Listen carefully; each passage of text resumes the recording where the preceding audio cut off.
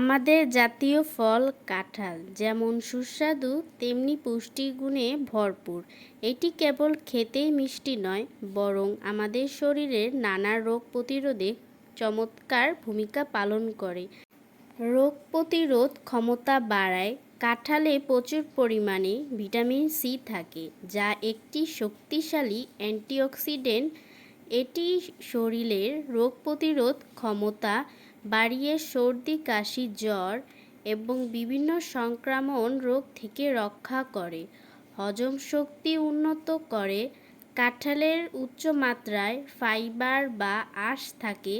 এটি কোষ্ঠকাঠিন্য দূর করতে সাহায্য করে এবং স্বাস্থ্য ভালো থাকে, ফলে হজম প্রক্রিয়া দারুণভাবে উন্নত হয়।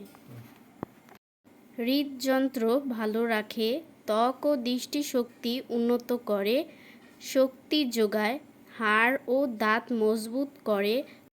তবে সতর্কতাও আছে। কাঁঠাল অত্যন্ত পুষ্টিকর হলেও এতে শর্করার পরিমাণ বেশি থাকে, তাই ডায়াবেটিস রোগীদের এটি পরিমিত পরিমাণে খাওয়া উচিত। এছাড়া অতিরিক্ত কাঁঠাল খেলে অনেকের হজমে সমস্যা বা পেট ব্যথা হতে পারে, তাই সবারই পরিমিত পরিমাণে খাওয়া ভালো। রাস্তার পাশে কাঁঠাল গাছ লাগানো কেবল পরিবেশের জন্যই নয়, অর্থনৈতিক এবং সামাজিক দিক থেকেও অত্যন্ত লাভজনক একটি সিদ্ধান্ত। আমাদের দেশে রাস্তার দুই ধারে বা মহাসড়কের পাশে পরিকল্পিতভাবে কাঁঠাল গাছ লাগানোর বেশ কিছু গুরুত্বপূর্ণ কারণ রয়েছে। মাটি ও রাস্তার সুরক্ষা। কাঁঠাল গাছ বেশ বড় এবং এর মূল বা শেকড় মাটির অনেক গভীরে প্রবেশ করে চারিদিকে ছড়িয়ে পড়ে। এটি রাস্তার ধারের মাটিকে শক্তভাবে আঁকড়ে ধরে রাখে, ফলে বর্ষাকালে অতিবৃষ্টিতে রাস্তার পাশে মাটি ধসে যাওয়ার বা ক্ষয়ে যাওয়ার রোধ হয়, যা রাস্তাকে দীর্ঘস্থায়ী করে। রোদ থেকে পথচারীদের ছায়া ও স্বস্তি।